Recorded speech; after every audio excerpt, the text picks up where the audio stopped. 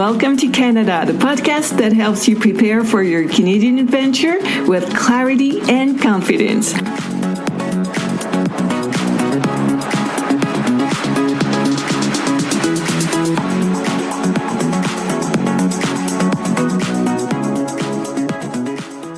Hello, future newcomers, and welcome to your Canadian Prep Zone. You're listening to episode number 13, and it is recorded in September 2025.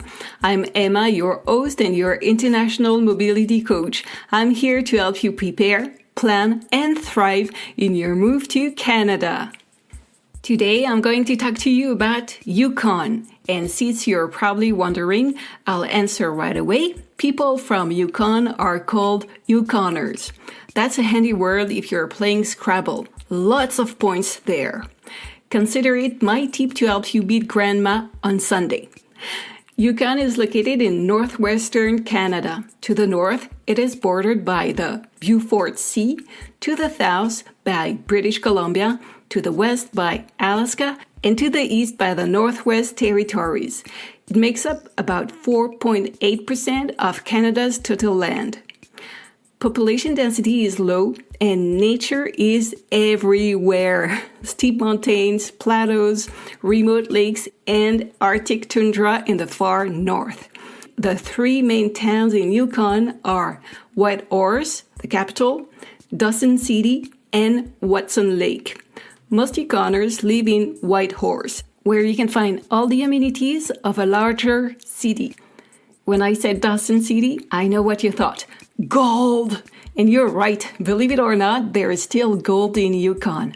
But the great gold rush in Dawson City happened back in the late 19th century. So no, you won't see miners with shovels and big hats on every street corner.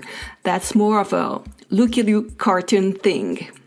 Yukon has a subarctic and Arctic climate, which means long, cold winters and short but pleasant summers.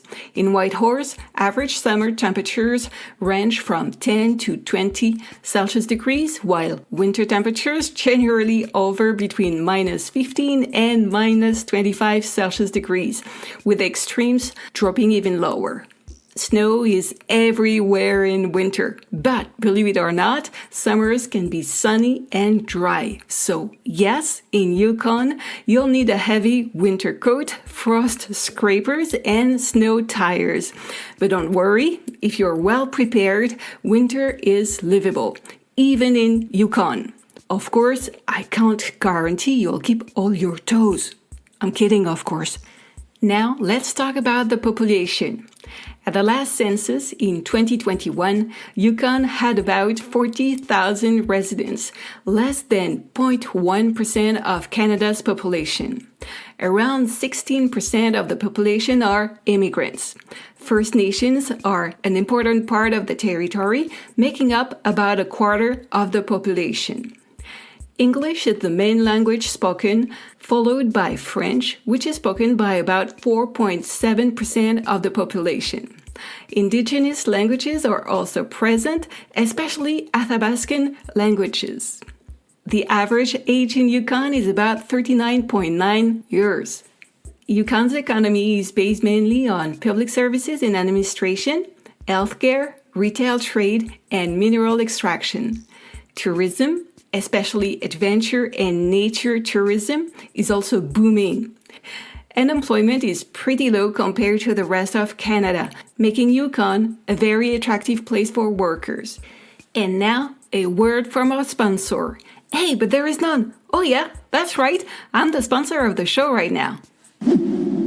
Today's episode is sponsored by my book, Cost of Moving to Canada, The Ultimate Guide.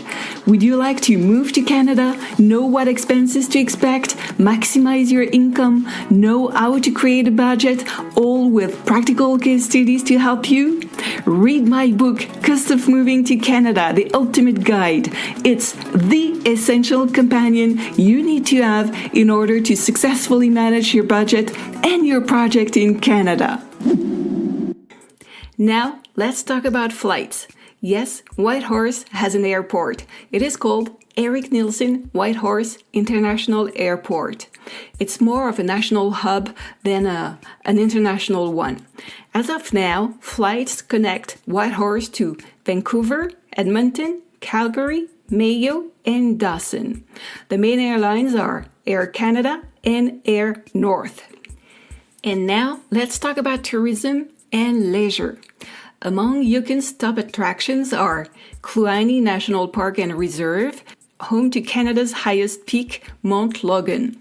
The spectacular Dumpster Highway, which leads all the way to the Arctic, and Dawson City, famous for the Klondike Gold Rush. Activities you can enjoy in Yukon include watching the northern lights and the midnight sun, wildlife viewing, hunting and fishing, hiking, kayaking, horseback riding, snowshoeing, dog sledding, skiing, learning about First Nations, and much more. As of now, you know a little bit more about Yukon, this vast and wild territory. But is it the right place for you and your family? The raw beauty and endless landscapes are dreamy, but daily life is another story.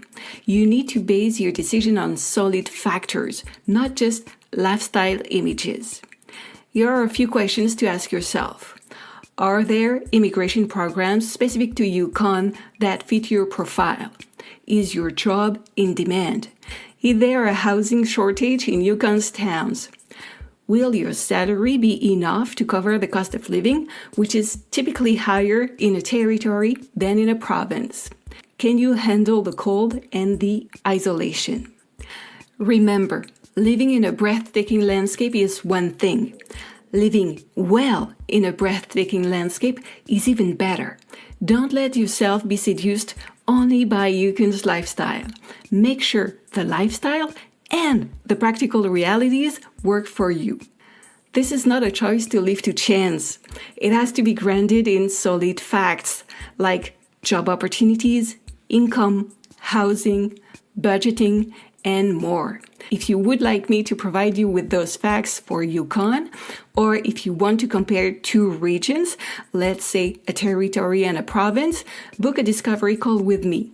You'll find the link in the notes of this episode. All right, let's sum it up. Here are the main takeaways. First takeaway, Yukon is attractive thanks to its wide open spaces, spectacular natural environment, and unique lifestyle. Nature lovers and adventure seekers will feel right at home. Second takeaway, life in Yukon can also be challenging. Winters are harsh, the cost of living is high, and the territory is far from Canada's major urban centers. Third takeaway, to make a well-informed decision about where to live, you need more than just emotions. You need realistic benchmarks. And if you would like some help piecing the puzzle together, I'm here to guide you. Moving forward well prepared means you won't get lost along the way. You'll find the show notes for this episode in the Learn section of my website, bienvenueaucanada.ca. That way you can review the key points and refer back to them anytime. And yes, even if the name of my website is in French, the articles are in English. And that's it for today. Thank you for listening until the end.